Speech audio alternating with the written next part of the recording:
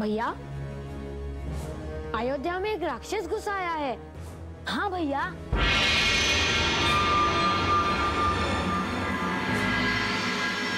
उसने ढेर सारे ऋषियों को मार डाला है।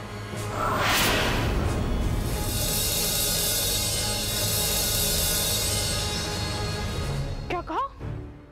अयोध्या में राक्षस? आप सब चिंता ना करें, मैं अभी उन सबको ठिकाने लगा के आता हूँ।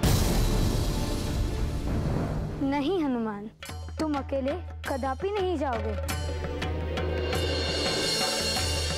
चलो, मैं तुम्हारे साथ चलता हूँ। भैया, मैं भी आपके साथ चलता हूँ। जरा मैं भी तो देखूं ये राक्षस होते कैसे हैं। अरे नहीं नहीं, आप सब यहीं ठहरिए, मैं अकेला ही देख कर आता हूँ। नहीं हनुमान, तुमने पूरी अयोध्या देखी भी नहीं। राक्षस पता नहीं कहाँ छिपा होगा। उसे कहाँ कहाँ ढूंढोगे। वैसे भी सुना है कि राक्षस लोग घात लगाए छिपे रहते हैं। पर भैया, मुझे तो अयोध्या के बारे में सब पता है। मैं तो हनुमान को अयोध्या का पूरा भूगोल बता सकता हूँ। इसलिए मुझे अपने साथ चलने दीजिए। ठीक है, तुम भी हमारे साथ चलो। भरत और शत्रुघ्न, तुम दोनों माते के पास जाओ। पर आपको भय नहीं लगेगा हनुमान? कैसा भय? राक्षसों से मिलकर मुझे हर्ष होता है। चलिए। ठहरो।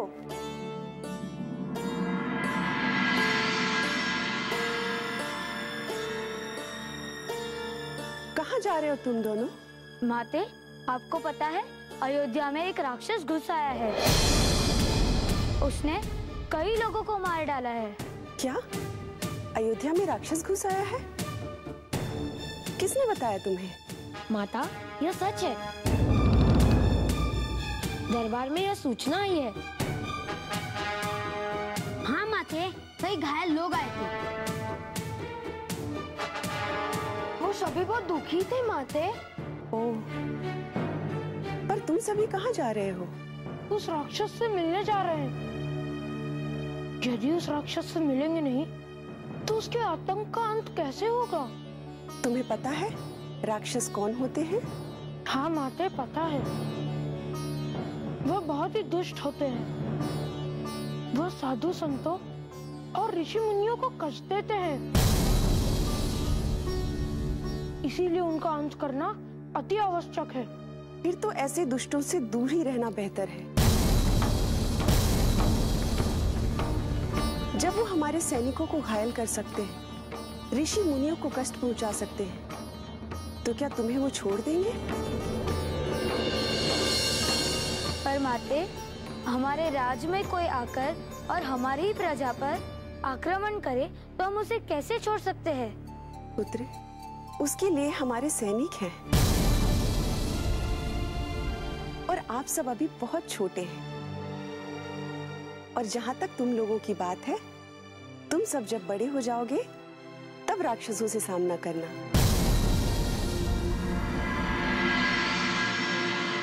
परंतु मैंने बहुत सारे राक्षसों को पाठ पढ़ाया है।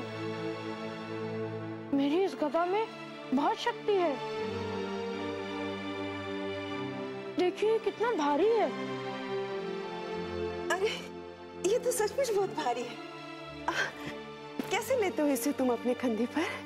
परंतु मुझे तो यह कदापि भारी नहीं लगता है। माते, आप बिल्कुल निश्चिंत रहे। हनुमान बहुत बली है। राक्षस इसका कुछ नहीं कर सकते। ये राक्षसों का अंत करके ही आएगा। तो आप सब यहीं पर हैं? हाँ, क्या गई? ये सब राक्षसों से लड़ने की तैयारी कर रहे हैं। हनुमान अपनी गदा दिखा रहा है और कह रहा है कि ये इस गदा से राक्षसों का अंत कर देगा। हाँ माते, मेरी इस गदा में बहुत शक्ति है। गदा में शक्ति हो ना हो, लेकिन इसे अपने ऊपर इतना विश्वास तो है दीदी। पर इस विश्वास से राक्षसों का क्या होगा? दीदी, किसी भी तरह के युद्ध में विश्वास का बहुत बड़ा महत्व है और इसी विश्वास से युद्ध जीते जाते हैं। आप सत्य कह रही है छोटी माँ। माते, अब तो हमें जाने दीजिए। नहीं, मैंने कहा ना, तुम्हारे पिताश्री क्रोधित हो जाएंगे और अयोध्या में काफी सैनिक हैं जो राक्षसों से सामना कर सकते हैं। अगर ये जाना ही चाहते हैं दीदी, तो इन्हें जाने दीजिए ना दीदी। बालक है, अगर इनका मन है तो जाने दीजिए। क्या कही? तुम भी इन बच्चों के साथ मिलकर बच्ची बन गई हो। इनकी अभी आयु ही क्या है? ये भला क्या करेंगे? कहाँ जाएंगे? दीदी, अगर आप नहीं चाहती तो ये कहीं नहीं जाए।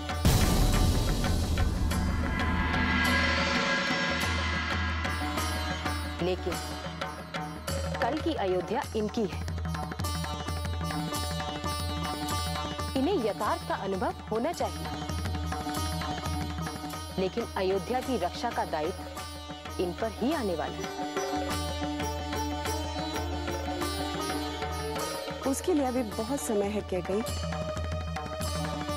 भविष्य में जब अयोध्या की रक्षा की दायित्व इन पर आएगी तो उन्हें अपने आप ही अनुभव हो जाएगा।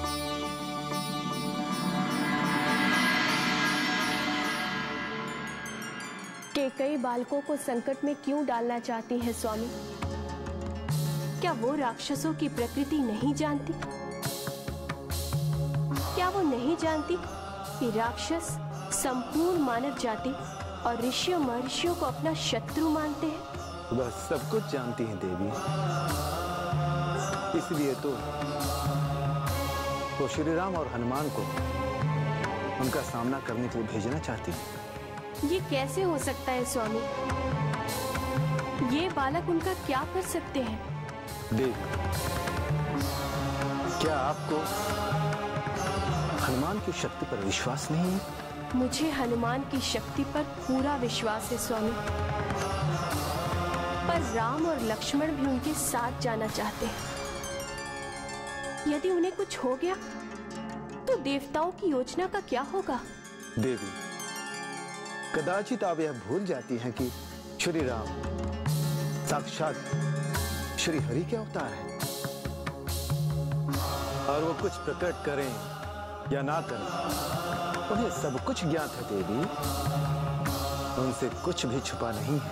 लेकिन अयोध्या पर राक्षसों का संकट नहीं है स्वामी। यदि भूले भटके कोई राक्षस आ भी गया तो उसके लिए राज सैनिक वहां है। देवी,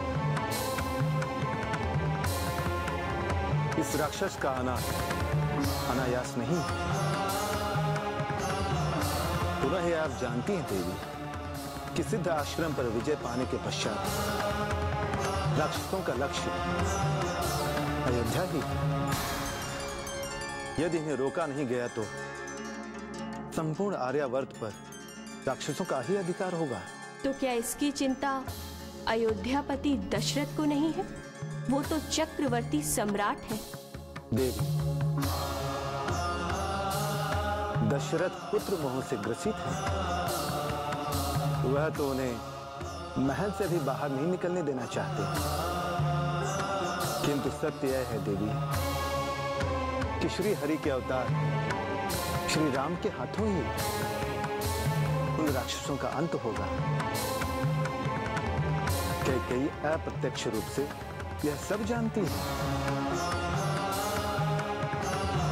राम भले ही बालक है, किंतु उनकी शक्ति पर उन्हें कोई संदेह नहीं है।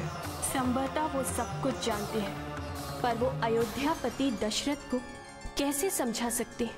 किंतु वह प्रयास तो कर सकते हैं देवी। महाराज, हम कब तक कुमारों को महल में छुपा के रखेंगे? कब तक उन्हें यथार्थ से दूर रखेंगे? क्या कही? अयोध्या की सुरक्षा के लिए हम अपने पुत्रों को संकट में कदापि नहीं डाल सकते। क्या अयोध्या के पास सैन्य दल का अभाव है? लेकिन आप क्यों नहीं समझते स्वामी कि भविष्य में अयोध्या उनकी ही है और उन्हें ही इसकी रक्षा करनी है। भविष्य की बातें भविष्य के गर्भ में है। जब भविष्य में कुमारों पर अयोध्या के शासन का भार आएगा तब देखेंगे। लेकिन क्या उचित नहीं है स्वामी कि हम उन परिस्थितियों से लड़ने की तैयारी आज से ही कर लें? मैंने कहा ना कह कही, क्या अयोध्या की सैन्य शक्ति समाप्त हो गई है? संपूर्ण संसार में अपनी शक्ति और संप्रभुता के लिए विख्यात अयोध्या क्या इतनी निर्बल है कि उसे अपनी सुरक्षा के लिए कुमारों पर निर्भर होना पड़ेगा? क्या अयोध्या पर इतना बड़ा संकट आ गया है? नारायण नारायण प्रभु, अयोध्या में संकट का वातावरण है। देवर्षि नारद, आप किस संकट की बात कर रहे हैं? असुरों और राक्षसों की दृष्टि अयोध्या की सीमा पर है और अयोध्यापति नरेश दशरथ एकदम निश्चिंत हैं। देवर्षि नारद, महाराज दशरथ अयोध्या नरेश हैं और अपनी सैन्य सुरक्षा बल से आश्वस्त हैं।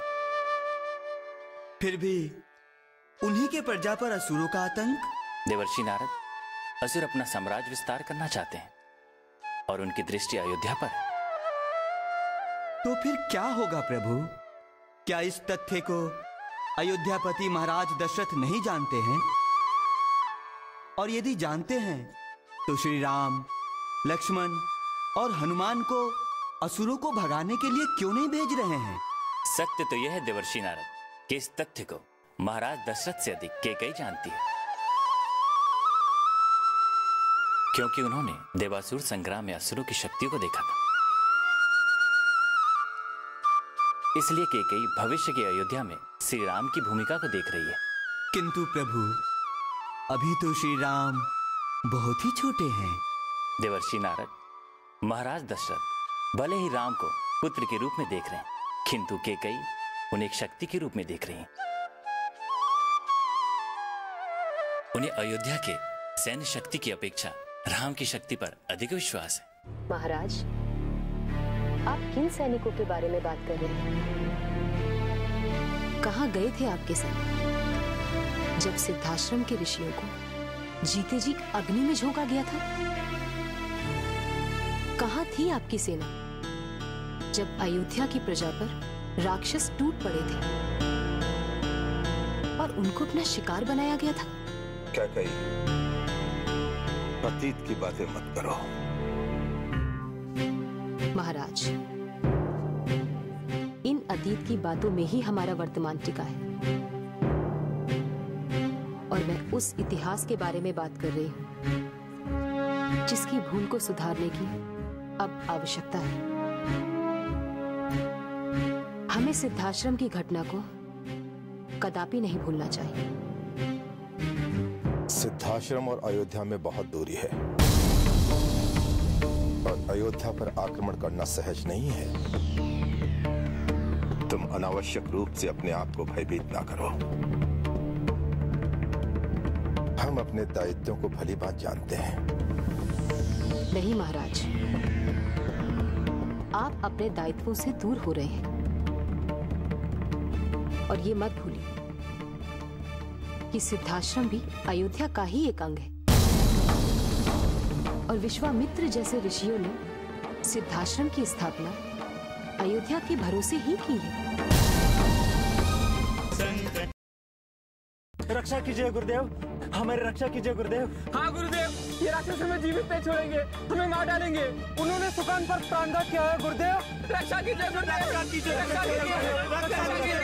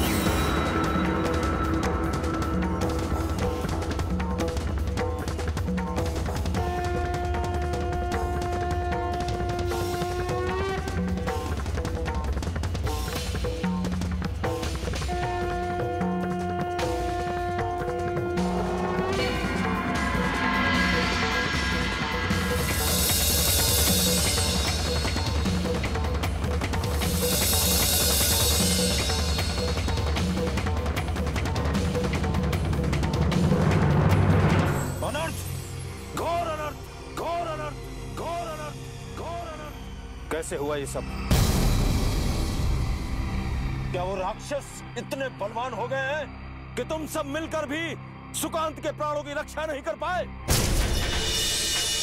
मेरी दी हुई विद्या काम नहीं आई? गुरुदेव, सब कुछ अचानक हो गया। हम लोग इसके लिए तैयार नहीं थे गुरुदेव। मैंने कितनी बार कहा है कि हमें सदैव हर परिस्थिति से लड़ने के लिए तैयार रहना चाहिए। शास्त्र के साथ शस्त्र की विद्या किस दिन के लिए सिखाई थी? उस राक्षस ने छिपकर प्रहार किया गुरुदेव। छल से उसने सुकांत को मारा। शत्रु से सदैव सतर्क रहने की आवश्यकता है। तुम सभी जानते हो कि सिद्धाश्रम का ये क्षेत्र सदा से ही आसुरों और राक्षसों का लक्ष्य रहा। वो नहीं चाहते कि यहां पर यज्ञ आदि हो, क्योंकि यदि यहां पर यज्ञ और पूजा अर्चना सतत रूप से चलती रही तो उनकी सत्ता पर संकट आ जाएगा। वे आसुरी सत्ता की स्थापना पूरे आर्यावर्त में करना चाहते हैं। क्षमा करें गुरुदेव, किंतु सिद्धाश्रम क्षेत्र तो अयोध्या के अंतर्गत आता है और हमारी रक्षा का दायित्व तो अयोध्या नरेश महाराज दशरथ पर है। क्या तुम अयोध्या के सैनिकों की प्रतीक्षा करते रहोगे? क्या तब तक तुम हाथ पर हाथ धरे बैठे रहोगे कि अयोध्या की सेना यहां पर आएगी तब तुम्हारी रक्षा करेगी? स्वयं शक्तिशाली बनो, अपने आत्मबल को जगाओ, साहसी बनो। यदि जीवित रहे तो धर्म की स्थापना और अधर्म का नाश करने में सहायक सिद्ध होगे।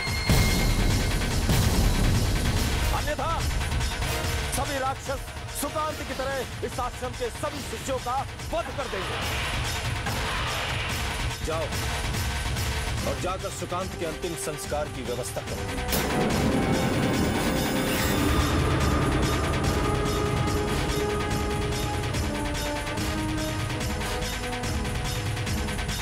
किंतु सावधान, वो राक्षस किसी भी क्षण हम पर आक्रमण कर सकते हैं।